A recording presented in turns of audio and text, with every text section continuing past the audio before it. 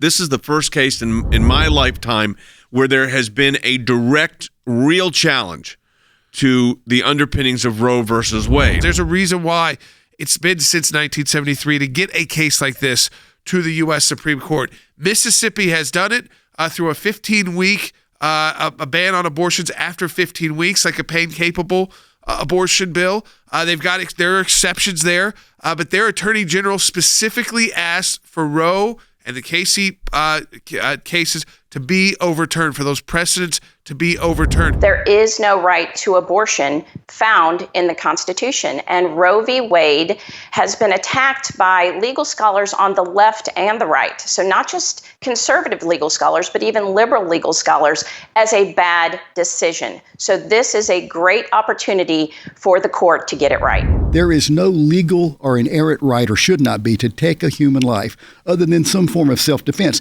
That's Ethics 101.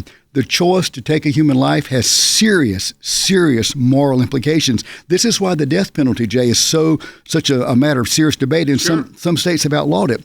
Viability with the baby has placed an even greater emphasis on this. The bottom line is this: whatever a woman's justification for the right to end a human life, we have to be clear on this, the moral issue. It is a human life, and she is choosing to end that human life. This is what the court has said they will take at issue.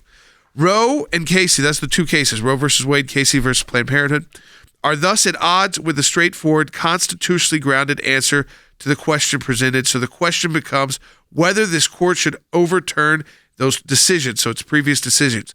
It should. And we talked about this. The stare decisis case for overruling Roe and Casey is overwhelming. Yeah. That's a unique sentence, because we were just telling people stare decisis means keep the precedent, don't make the change. What they're saying is they've got a strong case for why stare decisis is wrong to follow here. Stare decisis is not in stone. As we say in our brief, the Constitution does not confer on the court's decisions priority or seniority or on higher status than the Constitution itself. So when cases are wrong, and we've listed a number of big cases that were wrong, the court corrects it.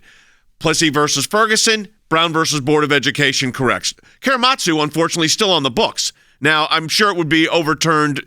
Probably there's enough decisions discussing it that the votes were there. But that was another one where the United States Supreme Court said Japanese Americans, these were Americans of Japanese descent or origin, family origin, were rounded up and placed in camps during World War II. This is an ancient history. And the Supreme Court said by a majority, Andy, oh, that's okay. And then what would you do? Argue stare decisis protects that? I think not. Stare decisis does not protect the right to murder. And that's exactly what this ultimately comes out to be, Jay. Infanticide, the murdering of a child struggling for life. As Cece said, birth and life begins at conception. I believe that. I believe Thomas Aquinas was right. I believe the Supreme Court was wrong. And I believe that stare decisis does not stand in the way of rectifying that error. The Supreme Court has acted as if it is the Constitution, that whatever it says becomes part of the text. That's not what the Constitution says, of course. The only way to amend the Constitution is by either a state convention or by a proposed amendment from Congress.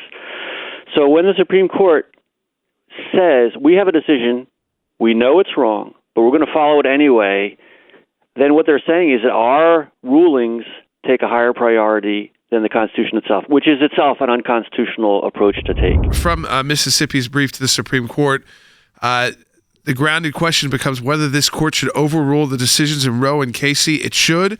The stare decisis case for overruling Roe and Casey is overwhelming. They are egregiously wrong. So Mississippi, they're defending their 15-week abortion ban, but directly put at issue Roe versus Wade and the Casey versus Planned Parenthood case.